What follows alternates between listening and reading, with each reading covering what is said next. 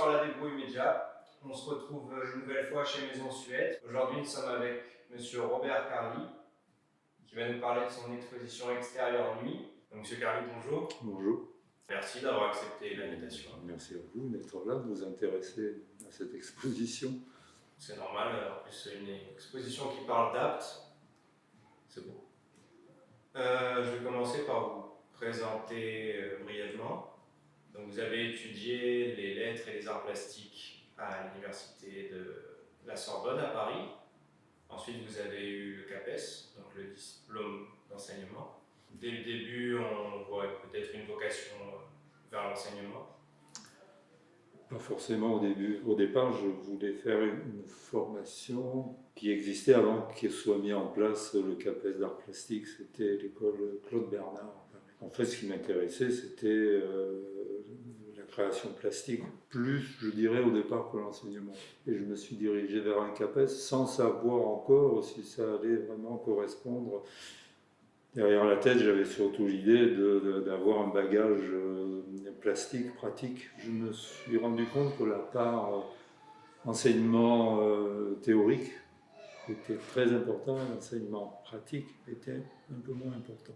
Et je trouvais qu'il y avait des luminosités, des colorations pas possibles là au sol.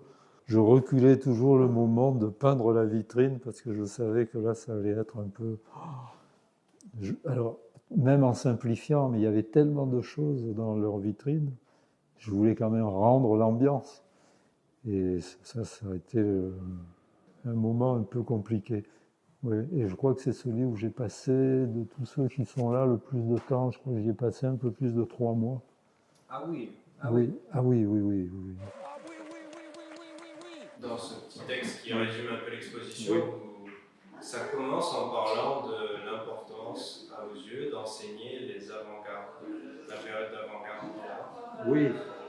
Oui, parce que c'était à mes yeux et c'était aussi dans les programmes, puisque pour le bac, c'était des élèves qui passaient la spécialité art, c'est-à-dire que ça, c'était en arrivant en APT, vous avez été professeur pour seconde, première, terminale, qui préparaient le bac de spécialité art. Donc c'était des élèves très, très investis. Et pour revenir à votre question, le programme en terminale, c'était le 20e et le début du 21e siècle. Dans les arts plastiques, alors c'était évidemment forcément les avant-gardes, pas que, on remontait aussi bien avant, bien sûr, mais essentiellement le contemporain. Par définition, les artistes d'avant-garde sont des artistes qui ont changé les codes, qui sont en avance, on va dire, sur leur temps, notamment dans les arts d'image, notamment on va parler de la peinture. C'est la naissance de plein de mouvements qui sont très nouveaux. À partir de l'impressionnisme, on va dire, allez, pour simplifier, un 19e, et à partir de là, derrière Picasso, Matisse, l'expressionnisme allemand, et ainsi de suite, jusqu'à des démarches aujourd'hui fantastiques. Et en quoi c'est important pour des élèves d'art plastique, ou même des jeunes gens, de connaître l'avant-garde, la démarche?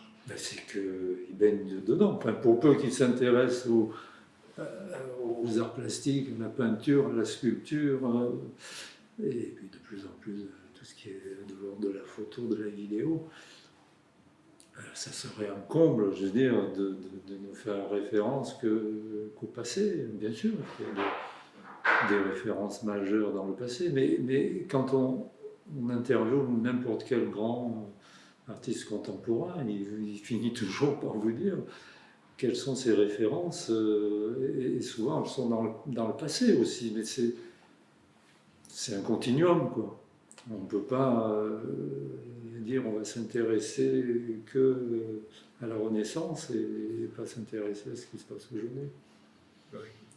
Et d'ailleurs, quand je les amenais voir des expos, des œuvres in situ, c'est là où ils se rendaient compte de l'importance, je dirais, d'être au parfum, justement de la démarche, des démarches des artistes. Ça ne s'invente pas. D'autant qu'aujourd'hui, parfois, c'est minimaliste. Ce qu'on voit, ce qui est donné à voir, il n'y a presque rien.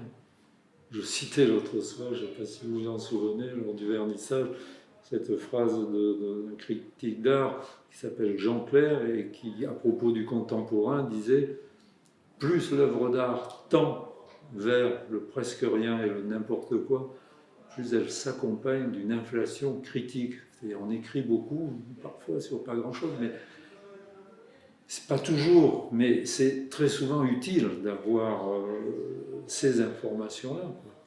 Donc d'avoir un peu décodé, parce que sinon on peut passer à côté de choses fabuleuses et comprendre pour pas grand-chose. Je peux faire vite un parallèle justement avec pourquoi sur ces presque 5 années de peinture, alors que j'ai beaucoup et que j'aime beaucoup l'art contemporain et des démarches parfois même très minimalistes, je me suis dit, je veux parler de ma ville que j'aime vraiment.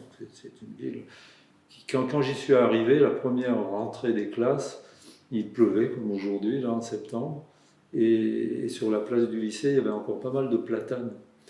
Et tout d'un coup, j'ai senti cette odeur de platane mouillé. Et quand je suis arrivé là, je me suis dit, ah, je suis chez moi. Je me suis retrouvé chez moi. Et ce plaisir d'être à Apt ne m'a pas quitté. Et donc, je me suis dit, bon, si je veux parler de la ville et la faire apprécier, enfin, en faire voir certains aspects qui, moi, m'ont arrêté et peut-être faire partager cet engouement pour ces lieux, je vais rester sur le figuratif, entre guillemets, voilà, qui peut sembler fidèle à la réalité, mais qui n'est pas tant que ça. Parce que je trafique pas mal à partir des différentes photos dont je peux rappeler que, évidemment, je ne pose pas le chevalet la nuit dans les rues d'Apt. Vous avez procédé comment pour réaliser? Donc c'est mon téléphone portable, mon iPhone. Il n'y a rien de prémédité, c'est souvent parce que je sors du ciné ou je sors de chez des amis. Voilà, la nuit est tombée, il pleut ou pas. Et surtout, il y a ces lumières artificielles souvent très, très fortes, très crues, et l'ombre, et les ombres, quoi, et tous ces éléments qui ne sont plus bien discernables. Et cette espèce de contraste entre ces lumières artificielles qui en rajoutent et qui gomment aussi, parce qu'à force d'être trop fortes, parfois ça gomme. Et les ombres qui questionnent, mais qui aussi révèlent les parties dans la lumière. En ça, la prise de vue comme ça, très, très rapide, très spontanée, je trouve intéressante. C'est vraiment, moi, la sensation, l'atmosphère qui m'a arrêté à l'instant T et qu'il faut parfois vite capter. Par exemple, un coucher de soleil, voilà. 10 secondes après, c'est plus pareil. C'était un coucher de soleil après un orage. Et il y avait, vous savez, ce ciel encore très plombé, très noir, là, et le soleil qui a percé et qui se couchait là derrière la colline et qui, d'un coup, a envoyé cette lumière qui me plaît bien, parce qu'on n'en a pas parlé, mais bon, peu importe. Il y a des travaux à l'huile, par exemple, le tableau de la galerie Suette, là, du magasin, c'est peinture à l'huile, parce que ça permet de faire des choses assez fines et puis d'envelopper davantage. Et puis, acrylique. L'intérêt de l'acrylique, c'est que chaque couche, parce qu'on ne s'en rend pas forcément compte, sur chaque surface, il y a peut-être 3, 4, 5 couches. Mais comme au bout d'une demi-heure, la couche précédente est sèche, on peut vite revenir dessus. Et comme sur ces travaux-là, j'utilise non pas le pinceau, mais le couteau, ça permet de travailler un peu en épaisseur. Et après de revenir par-dessus, et en revenant avec une couleur beaucoup plus posée, en frottant, ou alors à ce moment-là avec une brosse, effectivement, de n'accrocher que sur les reliefs de la couche précédente, ce qui rajoute de la matière, ce qui rajoute de la couleur, ombre ou lumière d'ailleurs. Et ce qui fait qu'après, avec l'éclairage du lieu, et bien, il y a aussi l'accroche de la lumière réelle de l'espace qui vient jouer avec la lumière du tableau un petit peu. Voilà, c'est tout ça qui fait qu'au final, si je résume, le sujet est souvent un prétexte Ce qui m'intéresse, c'est toutes ces interactions, couleur, lumière, matière. Et lumière, autant celle qui va être perçue au moment où je perçois la scène, où je la photographie, qui m'arrête, que la lumière que je vais traduire en peinture, plus la lumière du lieu quand le tableau est exposé, quoi. Comment ces trois choses-là dialoguent finalement. Voilà. Donc je fais plusieurs photos. Et après, je suis avec mon téléphone et je prends mes repères. Et souvent, je reviens de jour, mais souvent beaucoup plus tard. C'est-à-dire, je peins à partir de mes photos de nuit, sans parfois trop comprendre ce que je remets en place sur la toile. Mais je me dis, tant pis, c'est bien comme ça, je ne sais pas ce que c'est. Mais ça m'a arrêté. Et souvent, la toile finie ou presque finie, je reviens sur les lieux, sur le lieu du crime, pour un peu m'imprégner des réalités que je n'ai pas perçues. Et bizarrement, je découvre parfois des lieux d'Apt bien plus tard qu'après les avoir peints. Le personnage, c'est le lieu débarrassé en quelque sorte de tout ce qui peut être anecdotique dans l'agitation de la journée. Mais après, c'est vraiment l'instant, même l'émotion de l'instant, quoi, et que j'essaie de retraduire, en exagérant parfois sur l'espace, les couleurs. Alors parfois, je modifie l'espace, parfois je peux rapprocher les façades d'une rue, je veux dire, donc je trafique sur la perspective. Et puis, alors très souvent, j'enlève des éléments pour lesquels je ne trouve aucun intérêt à les peindre. Parce que autant le mobilier urbain peut être sympa, autant il peut être épouvantable. Hein.